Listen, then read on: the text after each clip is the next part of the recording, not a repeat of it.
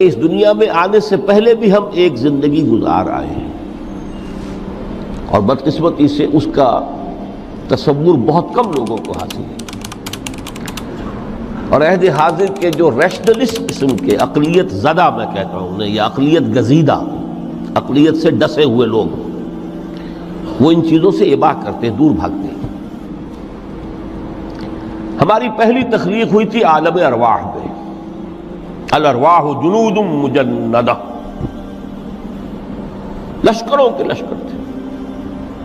آدم سے لے کر آخری انسان جو دنیا میں پیدا ہوگا قیامت تک، سب کی ارواح عالم ارواح میں پیدا کر دی گئی۔ وہاں عہد لیا گیا، الست بربکم قالوا بلا، کیا میں تمہارا رب نہیں ہوں، مالک نہیں ہوں؟ ہم سب نے عہد کیا تھا، کیوں نہیں؟ شہید نا، ہم گواہ۔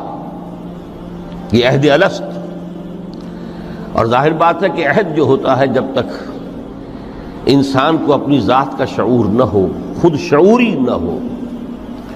آپ دنیا میں معاہدہ کرتے ہیں تو کہتے ہیں کہ بقائمی ہوش و حواس میں یہ عہد کر رہا ہوں، معاہدہ کر رہا ہوں، تو ظاہر بات ہے کہ اس وقت ہم تھے اور ہوش و حواس کے ساتھ تھے، خود شعوری کے ساتھ تھے، لیکن صرف ارواح تھی، جسد نہیں تھے۔ اور یہی ہے وہ مقام جس کے بارے میں حضور نے سے جب پوچھا گیا کہ متى وجبت لک النبوۃ یا رسول اللہ، اللہ کے رسول آپ کو نبوت کب ملی؟ تو آپ نے فرمایا والآدم بین الماء والطین، ابھی آدم کا حیولہ جو ہے ابھی گارا گوندھ ہی رہا تھا، پانی اور گارے کے درمیان ہی تھے آدم، کہ میں اس وقت بھی نبی تھا۔ عالم خلق کا ابھی آغاز نہیں ہوا، ابھی عالم ارواح میں بھی جو تمام ارواح ہیں وہ اپنی امتیازی شان کے ساتھ ہیں۔ روح محمدی صلی اللہ علیہ وسلم، جس سے اگر نور محمدی کہیں تو غلط نہیں ہے، اس لیے کہ ارواح کا جو مادہ تخلیق ہے وہ نور ہے، جیسے فرشتوں کا مادہ تخلیق نور ہے۔ مسلم شریف میں حضرت عائشہ صدیقہ رضی اللہ تعالی عنہ سے روایت موجود ہے، اللہ نے فرشتوں کو نور سے پیدا کیا۔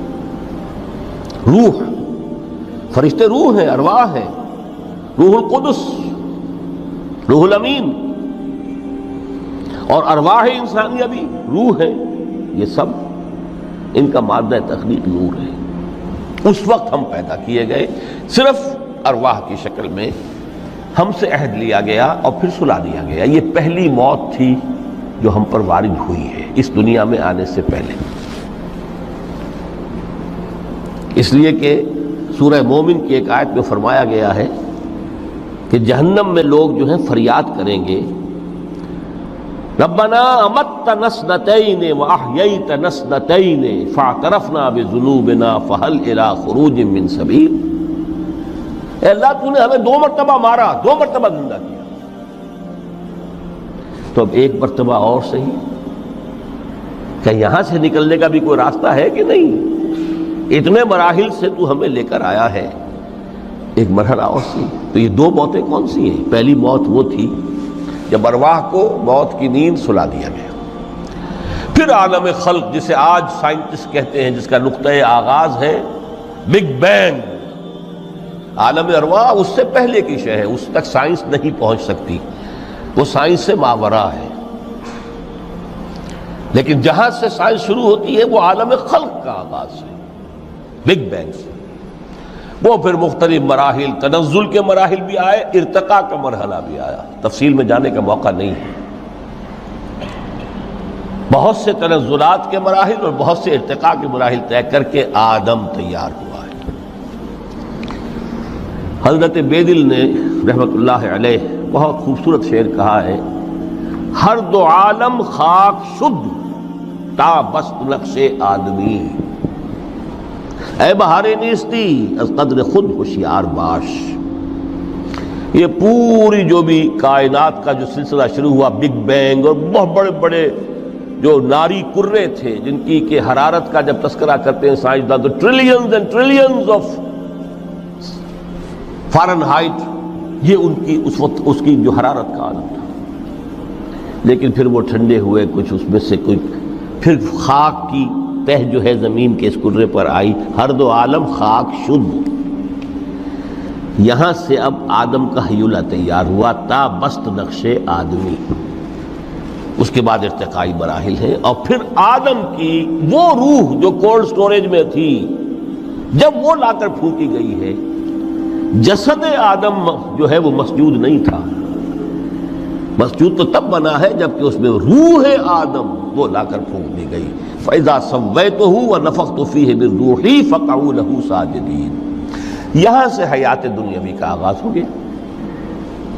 پھر وہ سلسلہ تناسل ہے، آدم اور حوا کی نسل میں سے ہر بچہ 4 ماہ کے بعد جب اس کا ایک حیولہ رحم مادر میں تیار ہو جاتا ہے، حدیث ہے متفق علیہ عبداللہ ابن مسعود سے رضی اللہ تعالی عنہ، اور جس کے اندر آغاز میں وہ کہتے ہیں کہ حضور نے ہمیں یہ بتایا وَهُوَ الصادق المصدوق، دیکھنا تم کہیں شک میں نہ پڑ جانا، محمد کون ہے؟ الصادق المصدوق، جو سچے ہیں، جن کی سچائی کی اللہ گواہی دیتا ہے، کہ رحم مادر میں 40 دن تم نطفے کی شکل میں ہوتے ہو، پھر 40 دن علقہ کی شکل میں ہوتے ہو، پھر 40 دن تو مضغہ کی شکل میں ہوتے ہو، پھر اللہ تعالیٰ فرشتے کو بھیجتا ہے جو اس میں روح پھونکتا ہے۔ وہی عمل جو آدم کے جسد حیولہ کے ساتھ ہوا تھا، ہر ابن آدم اور بنت آدم کے لیے وہی عمل ہے کہ جو رحم مادر میں 4 مہینے کے بعد دہرایا جاتا ہے۔ یہاں سے حیات دنیاوی شروع ہوئی، پھر موت، یہ دوسری موت ہے۔ اب پہلی موت تو وہ تھی، لیکن دوسری موت یہاں سیپریشن ہو جائے گی۔ جو زمین سے آیا تھا تخلیقی مادہ، وہ جسم میں گیا، زمین میں گیا، گل سڑ کر ختم ہوا۔ جو وہاں سے روح آئی تھی وہ اس زمینی وجود کا جو لب لباب ہے، جان، نفس، اس کو لے کر اپنے ساتھ، اور وہ جائے گی عالم بالا کو۔ پھر یہ ایک وقفہ ہے، پھر بعث بعد الموت ہے۔ تو احیاء بھی 2 ہو گئے، ایک مرتبہ پہلی موت کے بعد زندہ کیا اس عالم میں، آنکھ کھلی اس عالم میں ہماری، یہ پہلا احیاء تھا۔ کیف تکفرون باللہ وکنتم امواتا فاحیاکم ثم یمیتکم ثم یحییکم ثم الیہ ترجعون۔ دوسرا احیاء وہ ہوگا قیامت کے دن، بعث بعد الموت، اور پھر اس کے بعد وہ زندگی ابدی زندگی ہے، ہمیشہ کی۔ یہ تصور سامنے رکھیے۔ تو یہ جو تھوڑا سا وقفہ، یہ تو زندگی بہت طویل ہے۔ تو اسے پیمانہ امروز و فردا سے نناب جاویداں پہم دماں ہر دم جواں ہے زندگی۔ اس میں یہ وقفہ جو ہے، خلق الموت والحیات لیبلوکم ایکم احسن عملا، یہ اس جسد کے ساتھ اس روح کا اتصال، اور یہ 30 40 50 60 70 80 100 برس کی عمر، یہ ایک وقفہ ہے، یہ امتحانی وقفہ ہے، تمہیں جانچا جا رہا ہے، پرکھا جا رہا ہے۔ ایکم احسن عملا۔ اب اگر تو 2 چیزیں انسان پر واضح رہیں، اور نہ صرف واضح رہیں، مستحضر رہیں۔ واضح تو ہو جاتی ہے ایک چیز، پھر آدمی بھول جاتا ہے، تو کوئی فائدہ نہیں دیتا اس کے۔ مستحضر ایک یہ کہ اصل زندگی آخرت کی زندگی ہے، طویل ہے۔ بل تؤثرون الحیات الدنیا والآخرۃ خیر وابقیٰ، کلا بل تحبون العاجلہ وتذرون الآخرہ۔ تم اس عاجلہ کو پسند کرتے ہو، اس دنیا کی زندگی کو تم ترجیح دیتے ہو، جبکہ آخرت ہے جو باقی رہنے والی ہے، ابدی۔ اگر تو یہ معلوم ہو، جیسا کہ سورہ عنکبوت کی آیت کے حوالے سے میں نے آپ کو آیت سنائی کہ وما هذه الحیات الدنیا الا لہو ولعب وان الدار الاخرۃ لہی الحیوان لو کانوا یعلمون۔ اصل زندگی جو ہے وہ آخرت کی زندگی ہے، کاش کہ انہیں معلوم ہوتا۔ ایک حقیقت تو یہ معلوم ہو اور مستحضر رہے کہ اصل زندگی آخرت کی زندگی ہے، اور دوسری حقیقت یہ کہ یہ دنیا کی زندگی ایک امتحانی وقفہ ہے۔